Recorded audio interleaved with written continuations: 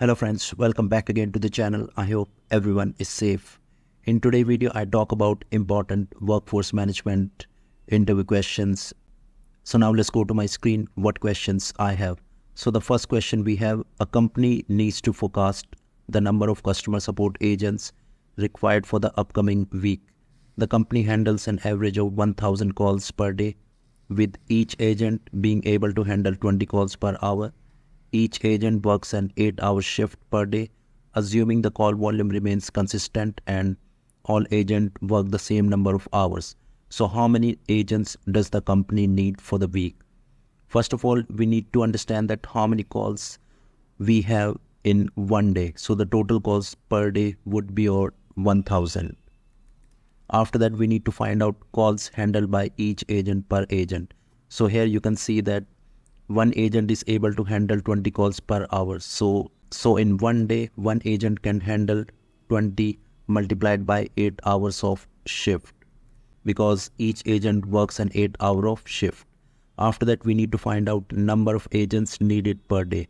So the simple calculation would be our total calls per day, that would be 1000 divided by calls handled by each agent per day, that would be 160.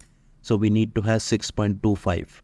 Approximately, we need to have 7 agents to handle that call volume, and the working days in a week are 7. So what would be the total shift in a week would be? So the total shift in a week would be your 7 days in a week multiplied by your number of agents.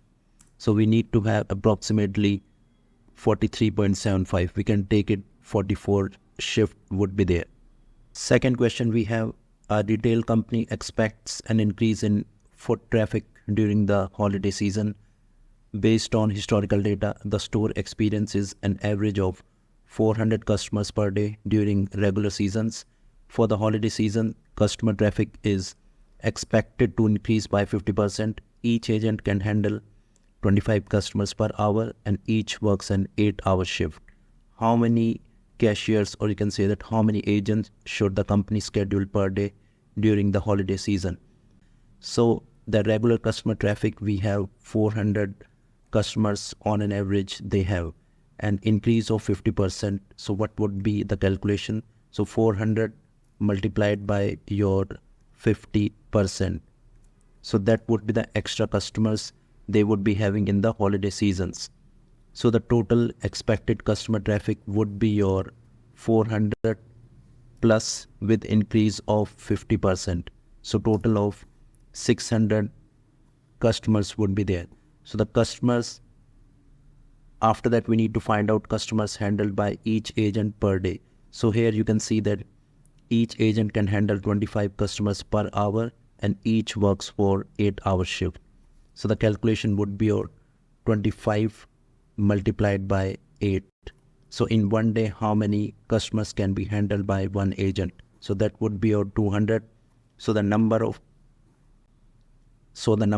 agents needed per day would be your total expected customer traffic divided by your customers handled by each agent per day. So total would be 3. So now in today's video, we'll talk about the difference between schedule adherence and the conformance.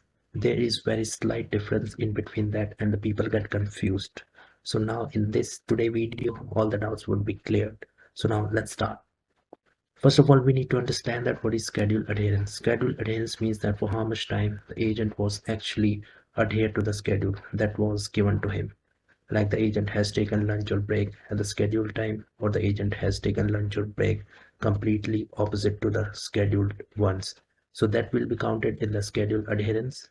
So now let's talk about the formula, what we can have for the schedule adherence. So that's your actual minutes divided by your scheduled minutes multiplied by 100. We'll do the calculation here.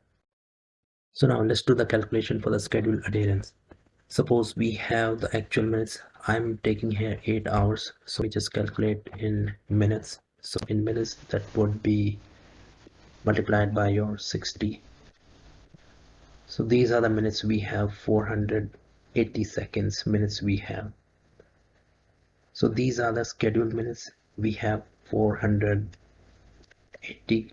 And suppose the actual minutes were only, you can say that 300 minutes. So by that way we can have the calculation for schedule adherence. So the schedule adherence would be your 300 divided by your 480 multiplied by your 100. So that would be the schedule adherence, 62.5. I hope that is clear. In case if you have any kind of questions, please mention in the comment section in regards to schedule adherence. So that will definitely help. So now let's talk about the conformance. Conformance is that the actual work time, work minutes divided by scheduled minutes multiplied by 100. Conformance has nothing to do with the adhere timing. It only bothers about the actual work minutes divided by scheduled minutes. So now let's try to understand this with the example. Suppose the work minutes are 350 minutes. So now how we can calculate the conformance. So the conformance would be your work minutes divided by your 480 seconds multiplied by 100. So that would be the conformance, 72.9, approximately 73%. So that is the only difference we have in between the schedule adherence and the conformance. Schedule adherence basically like concerns about the actual minutes that has been accomplished against the scheduled minutes. Like if the agent has taken all the lunch and the break at the scheduled time, so that will be counted in the scheduled adherence. But when we talk about the conformance has nothing to do with the scheduled break lunch. It only talks about the actual work minutes. The agent has shift of 8 hours and the agent has like worked for 7.5 hours, completely ignoring the scheduled adherence, scheduled break and the lunch. So it will not be having any kind of impact on the conformance. Conformance is only relates to the actual work minutes divided by scheduled minutes. Ox time divided by staff time, ox time divided by productive time. Ox time includes the unproductive time in which the agents are not productive on the phone. It could be your break, it could be your lunch, meeting or offline activities. So the second question we have, unloaded AHT includes A, inbound and outbound AHT, B, only inbound AHT. So please try to check it out. What's the correct answer? Question number 3, what is VGH? Vacation go home. B, voluntary go home.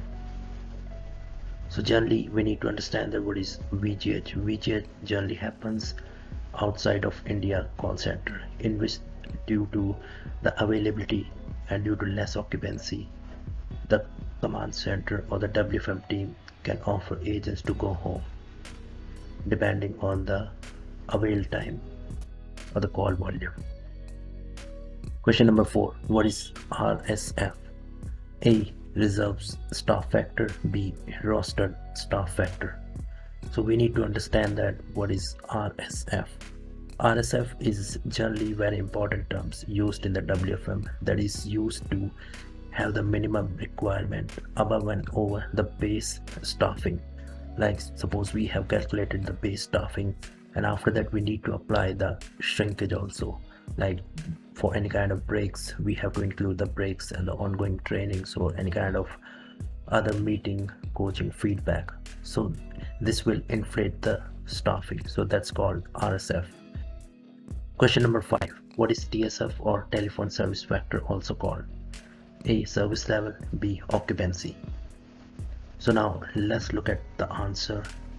Okay, so we had the first question that was ox percentage is, so the correct answer is ox time divided by total staff time. Question number 2, unloaded AHT includes, so the correct answer is that includes your only inbound AHT. Loaded AHT includes both inbound and outbound AHT. Question number 3, what is VGH? So the correct answer is B, voluntary go home. Question number 4, what is RSF? RSF means that rostered staff factor, that also called the shrinkage. Question number 5, what is TSF or telephone service factor? So the correct answer is service level. I hope you like this video. So if you like this video, please try to share this video to the maximum people, so these kind of questions can be reached to the high number of people if they are appearing for the interview, so they should not have any kind of problem in like providing the answers of the questions what I have included in all of my videos. So thank you so much for again watching this video. Please subscribe to the channel Techno49. I would be back with some more interesting facts about WFM in the coming videos. So till then, thank you so much.